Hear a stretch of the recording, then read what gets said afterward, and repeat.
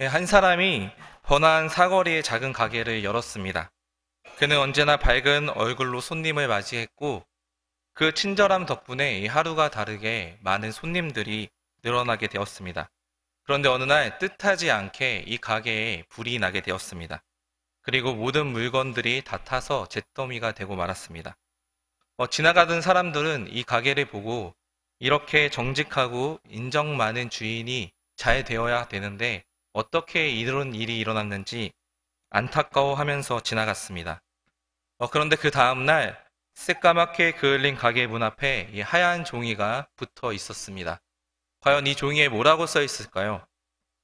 어제 모든 것을 잃었지만 내일 또 새롭게 시작해 보겠습니다. 라는 이런 문구가 쓰여져 있었습니다. 그 담담한 다짐에 이 사람들은 마음이 먹먹해졌고 그 위기의 순간에도 굴하지 않고 이 희망을 선택한 그의 용기에 다들 박수를 보냈습니다. 그리고 그의 곁에서 이것을 지켜본 사람들도 기꺼이 도움의 손길을 내밀었고 덕분에 그는 다시 일어설 수 있었습니다. 이처럼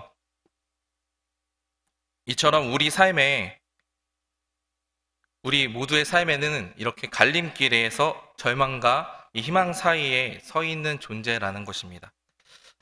이 같은 상황에 맞닥뜨려도 어떤 사람들은 이제 다 끝났다. 나는 더 이상 아무것도 할 수 있는 게 없다라고 절망을 선택할 때도 있습니다. 그런데 다른 사람들은 지금 이 시간이 바로 새롭게 시작할 순간이다라면서 희망을 이야기하기도 한다라는 겁니다. 그리고 이렇게 마음을 우리가 어떻게 먹었냐에 따라서 새로운 길이 열리게 됩니다. 성도 여러분, 믿음의 놀라운 특징 중 하나는 우리가 어떤 순간, 어떤 처지에 있든지 결코 절망하지 않는다는 것에 있습니다. 이 믿음이란 것은 우리에게 언제나 새롭게 시작할 수 있는 믿음과 용기를 선물로 준다라는 사실입니다. 오늘 본문에서 우리는 이 절망과 희망의 갈림길에서 과감히 희망을 선택한 한 사람의 이야기를 만나게 됩니다. 이 예루살렘 성전에 들어가기 위해서는 이 여러 문 중에 하나인 이 양문을 통과해야 했습니다.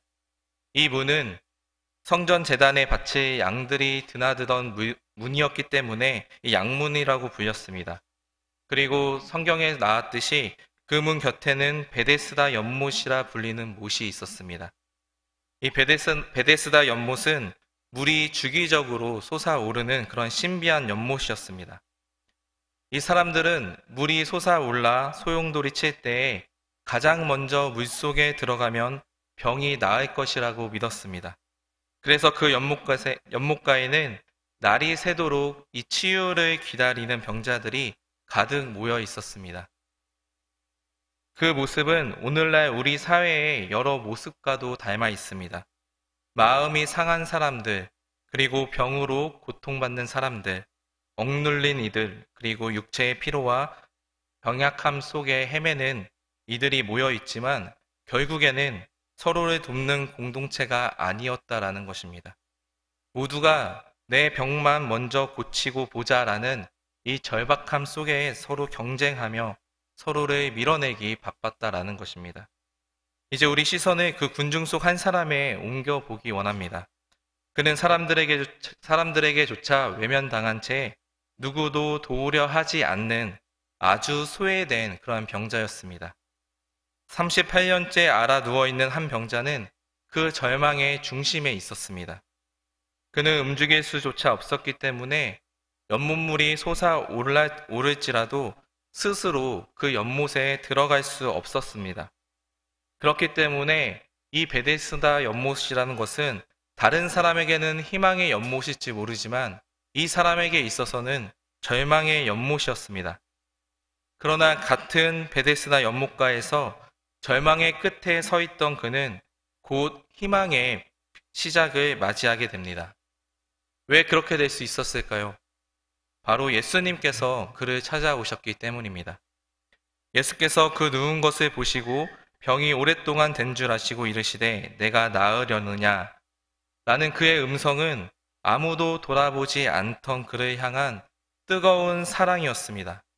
이처럼 주님은 우리를 보시고 우리의 고통을 아시며 치료와 회복을 약속하시는 분이십니다.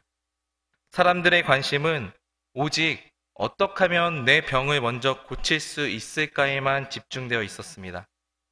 이곳에 모인 이들은 서로 도우려는 마음보다는 각자 자신의 치유를 위해서 경쟁하는 데만 몰두한 채 진정한 공동체를 이루지 못한 채 흩어져 있었던 것입니다.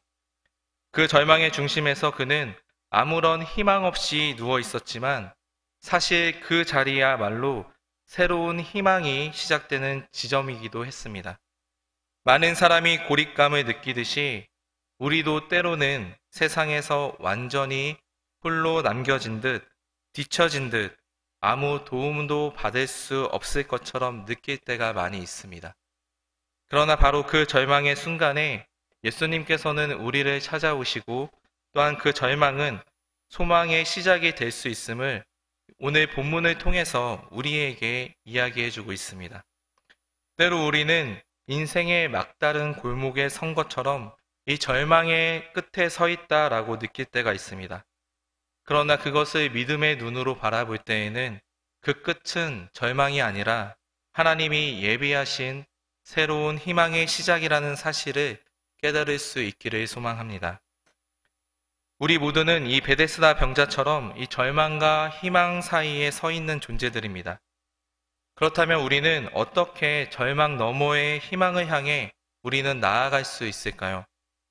무엇보다 먼저 예수님께서는 어떤 절망의 자리에도 먼저 찾아오시는 분임을 우리가 기억해야 합니다. 예수님의 병자의 곁에 오셨기 때문에 그 환자의 절망은 순식간에 희망으로 바뀐 것입니다. 베데스다 연못의 기적은 곧 다시 말해서 복음의 정수다라고 할 수 있습니다. 우리 함께 6절 말씀을 읽어보겠습니다. 예수께서 그 누운 것을 보시고 병이 벌써 오랜 줄 아시고 이르시되 내가 낫고자 하느냐. 아멘. 아무도 눈길조차 주지 않던 그의 자리에도 예수님께서는 주저없이 다가오셨습니다. 주님을 만나기 전까지 그는 오직 절망만을 대면한 그러한 사람이었습니다.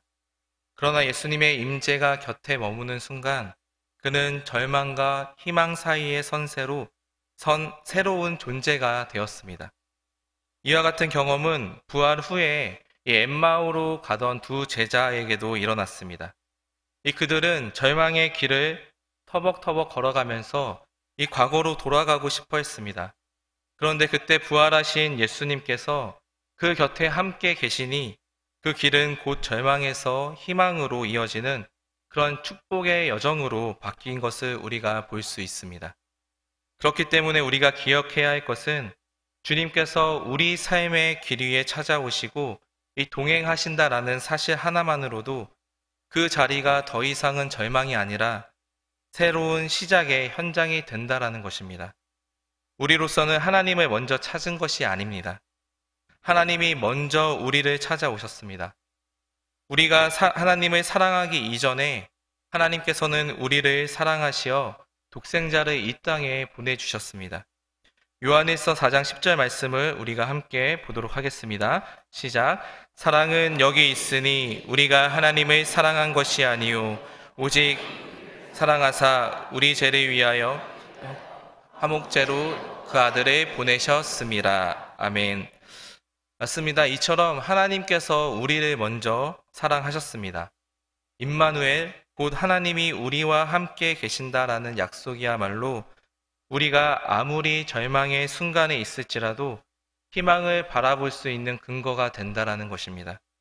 삶의 어떤 자리에든지 주님이 나와 함께 계신다라는 사실을 우리가 깨닫는 그 순간 우리는 절망과 희망 사이의 선자가 아니라 이 희망을 온전히 누리는 그런 존재가 될 것입니다. 38년 동안 한 자리에 누워있던 병자에게 찾아오신 주님은 어떤 분이셨습니까? 성경은 예수께서 그 누운 것을 보시고 라고 기록합니다. 주님은 단순히 지나치는 분이 아니라 우리를 바라보시고 우리의 고통과 연약함을 모두 아시는 분이시다라는 사실입니다. 사람들은 우리를 보고 있어도 우리를 다 알지 못합니다. 그러나 하나님은 우리의 모든 것을 다 아시고 또한 우리가 기도하기 전부터 우리의 필요를 헤아리시는 분이십니다. 생각해 보십시오. 우리가 기도할 때조차 한마디도 꺼내지 않기 전에 하나님은 이미 우리의 간구하는 것을 또한 우리가 원하는 것을 다 알고 계신다라는 것입니다. 나의 모든 약함과 좌절을 충분히 이해하시면서도 또한 우리에게 이 회복과 소망을 주시기 위해 찾아오시는 분이시다라는 것입니다. 그분이 바로 예수 그리스도이십니다. 이 얼마나 큰 은혜이며 우리에게 얼마나 든든한 소망입니까? 주님은 우리의 누운 자리까지 세밀히 살피시는 그러한 분이십니다. 38년 동안 그 자리에서 고통을 견뎌온 병자를 향해서 내가 오랜 세월 병을 앓았구나 라고 말씀하신 것은 예수님이 단지 우리의 외형을 보시는 분이 아니라 우리의 내면 깊은 곳까지 꿰뚫어 보시는 분임을 보여주고 있습니다. 세상 사람들이 우리를 스쳐 지나가며 바라보지만 사실 그들은 우리의 진짜 고민과 우리의 상처를 알지 못합니다. 그러나 하나님은 우리의 문제와 우리의 연약함, 그리고 좌절과 무력함까지 모두 알고 계시며 그 모든 것을 안고 찾아오셔서 우리에게 위로와 가르침을 베풀어 주시는 분이십니다. 사랑하는 성도 여러분, 주님은 우리의 일거수일투족을 이미 다 아시고 계십니다. 기도하기 전부터 우리의 진심을 읽어내고 계시고 우리가 드러내지 못한 필요까지 채워주시는 그분을 믿는 우리야말로 큰 축복을 받은 자들임을 믿으시길 바랍니다. 위대한 음악가 핸델도 이 절망의 벼랑 끝에 서 있었습니다. 반신불수의 병마와 경제적 파산으로 고통받던 그는 어느 날 깨달았습니다. 하나님이 내 곁에 계시는구나.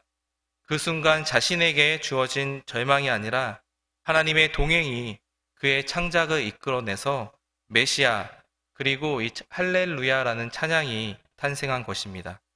핸델은 나중에 이렇게 고백을 했습니다. 메시아를 작곡할 때 내 곁에서 천사들이 함께 찬송하는 소리를 들었다. 이러한 경험은 우리가 처한 절망의 순간에도 우리와 함께 계신 하나님을 통해 이 새 노래가 터져 나올 수 있음을 보여줍니다. 우리가 할렐루야를 부를 때에 가슴이 벅차오르는 것은 단지 음악적 감동 때문만이 아닙니다. 상처받은 우리의 자리에도 주님이 함께 서 계시며 그분을 향한 찬양이 곧 소망의 자리임을 깨닫게 해주기 때문입니다. 우리 각자의 인생에서도 이 베데스다 병자가 누워있던 그 자리가 바로 주님과 만나는 자리임을 잊지 않으시기를 바랍니다. 내가 물 가운데로 지날 때에 내가 함께 할 것이라. 강을 건널 때에 물이 너를 침몰치 못할 것이며 불 가운데로 행할 때에도 타지 아니할 것이다. 이사야 43장 2절의 말씀처럼 우리가 눈으로 보거나 손으로 만질 수 없다 할지라도 이 예수 그리스도께서는 늘 우리 곁에 동행하고 계심을 믿으며 담대히 걸어가는 소망의 사람들이 되기를 소망합니다. 이제 베데스다 목가에 누워 절망과 희망 사이에 서 있던 그 병자의 마음을 떠올려 볼 수 있기를 원합니다. 그는 매번 물이 움직일 때 연못에 뛰어들 기회만을 기다렸으나 그는 스스로 움직일 수가 없었습니다. 그러나 그가 절망의 눈길을 걷어서 자신을 찾아오신 예수님을 바라보는 그 순간 진정한 소망이 시작되었다라는 것입니다. 7절의 말씀처럼 주여 물이 동할 때 나를 못에 넣어줄 사람이 없어 라고 고백했던 그의 목소리가 이제는 주여 당신 한 분이라면 충분합니다 라는 그런 고백으로 찬양이 될 수 있었다라는 것입니다. 사랑하는 성도 여러분, 우리가 어디에 있든지 간에 우리가 어떤 고난 속에 있든지 주님께서는 먼저 우리를 찾으시고 우리 곁에 서 계신다라는 사실을 기억하십시오.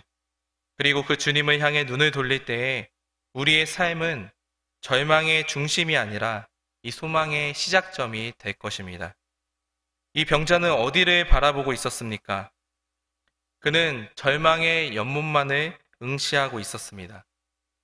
그 물이 움직일 때마다 먼저 뛰어들 기회를 노리던 사람들을 바라보면서 과연 누가 나를 도와줄 것인가? 저 사람은 내게 호의를 베풀까? 라고 되뇌었을 것입니다. 하지만 그 주변을 아무리 돌아보아도 그의 곁에는 아무도 없었다라는 사실입니다. 스스로 일어나 움직일 수도 없는 몸이었기 때문에 이 38년이라는 긴 시간을 절망 속에서 혼자 갇혀 있었어야만 했습니다. 그러나 바로 그 순간 그는 자신을 찾아오신 예수님을 향해서 머리를 들었습니다. 주님을 바라본 그 짧은 순간 모든 것이 다 뒤바뀌게 되었다라는 것입니다. 연못가에서도 가장 먼 자리, 가장 처진 자리에 머물던 그가 꼴찌에서 단번에 희망의 시작점으로 옮겨진 것입니다. 여러분, 이것이 바로 소망의 능력입니다. 우리가 절망의 연못만을 바라볼 때에 우리의 마음에는 이 무력감과 열등감, 그리고 좌절감만이 가득할 뿐입니다. 이 세상의 경쟁과 비교 속에서 나는 늘 뒤처진다라고 느끼겠지만 예수님을 향해 얼굴을 돌리는 순간 우리는 그제서야 비로소 내 곁에 함께 계신 그 예수 그리스도를 만날 수 있게 될 것입니다. 예수님은 우리 한 사람 한 사람을 사랑하시며 우리의 미래를 준비해 주시는 소망의 주님이십니다. 더 이상 사람들과의 경쟁에 지친 채 달려갈 필요가 없습니다. 연못을 향해서 우리의 몸을 돌리는 것이 아니라 주님을 바라볼 수 있기를 소망합니다. 그 눈길 하나로 우리의 모든 절망은 다 사라지고 그리스도와 함께하는 새삼, 바로 소망의 삶이 시작될 것입니다. 우리 사회의 경쟁은 너무나도 치열하기 때문에 우리를 지치게 합니다. 하지만 이 상황을 돌파할 방법은 없습니다. 더 이상 남과 비교하며 달려가지 말고 끝이 보이지 않는 절망을 향해 내달리지 말고 우리의 고개를 들어서 예수님만을 바라볼 수 있기를 소망합니다. 그때 우리는 나만을 사랑하시고 나를 위해 아름다운 소망과 미래를 준비하시는 그분, 바로 예수 그리스도를 만날 수 있게 될 것입니다. 주님의 따스한 시선이 우리를 감싸실 때에 그때서야 비로소 절망은 사라지고 희망이 우리의 눈앞에 펼쳐질 것입니다. 실제로 시카고의 경영 컨설턴트였던 토마스 학계라는 사람은 이 파산 직전의 기업들을 찾아다니면서 여러분은 파산한 것이 아닙니다. 잠시 자금이 부족한 것뿐입니다. 라고 외쳤습니다. 또한 그는 위기 앞에서 기도하며 두 무릎을 꿇는 경험을 자주 했습니다. 하나님, 반쪽만 꿇는 무릎은 반쪽 사람으로 여기시고 온전한 무릎을 꿇는 이들을 온전한 사람으로 보실 것이라 라고 말을 하면서 그 사람들을 모아놓고 기도 인도를 했습니다. 그리고 이렇게 기도를 했습니다. 주여, 이들의 절망 앞에서 고개를 들어 위에 계신 주님을 바라보게 하시고 그분의 돌보심을 깨닫게 하옵소서. 그런데 이 기도 이후에 놀랍게도 사람들의 눈빛이 달라지고 다시 한번 문제를 차근차근 풀어가며 기적 같은 회복을 경험했습니다. 이처럼 오늘 이 자리에 모인 우리도 이 베데스다 연못에 누운 병자처럼 우리의 절망의 무게를 내려놓고 이 시편 기자가 고백했듯이 내가 산을 향하여 눈을 들리라. 나의 도움이 어디서 올꼬? 나의 도움은 천지를 지으신 여호와께로다. 라는 믿음으로 우리가 고백할 수 있기를 소망합니다. 그 순간 주님께서는 우리를 찾아와 우리에게 손을 내밀어 주실 줄 믿습니다. 우리의 모든 근심을 사라지게 하시고 여기 모인 모든 성도님들이 절망과 희망 사이에서 이 소망의 발걸음을 내딛는 주인공이 되시기를 축복합니다. 성도 여러분, 지금 성도 여러분들은 무엇을 바라보고 계십니까? 여러분의 시선이 베데스다 연못의 잔물결에 머물러 있습니까? 아니면 주위를 가득 메운 사람들의 경쟁과 구경거리에 집중되어 있습니까? 만약 절망의 연못만 바라보고 있다면 그 앞에 깊은 낙심과 무력감만이 우리에게는 있을 뿐입니다. 태양을 등진 자리에는 그림자밖에 없듯이 우리의 마음이 절망을 향해 고개를 돌리고 있을 때도 주님은 그 그림자 너머에서 우리의 각자 이름을 부르면서 빛을 뿌리고 계신다라는 것을 기억하시기 바랍니다.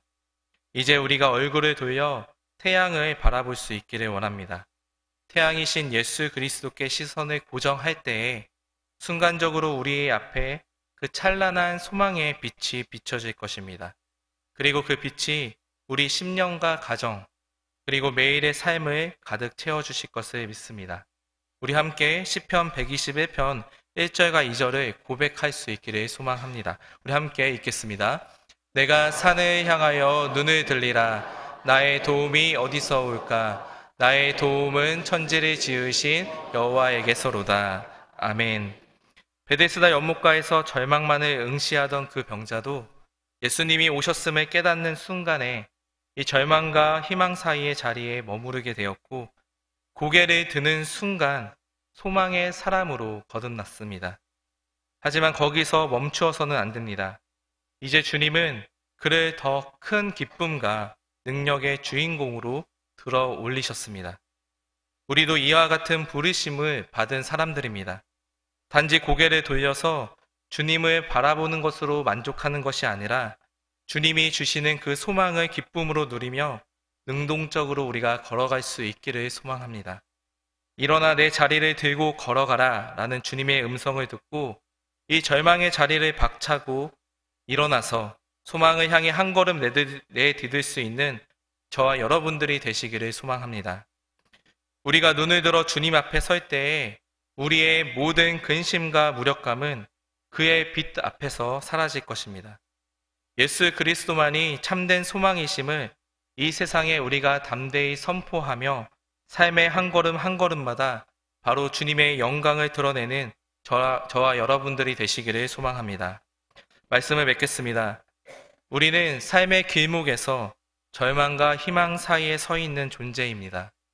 이 번화한 사거리의 작은 가게 주인이 이 불길 속에서 모든 것을 잃고도 다시 일어서기를 결단했듯이 우리의 인생의 수많은 불길과 마주할 때에 우리는 좌절 대신에 새 출발을 선택할 수 있기를 소망합니다.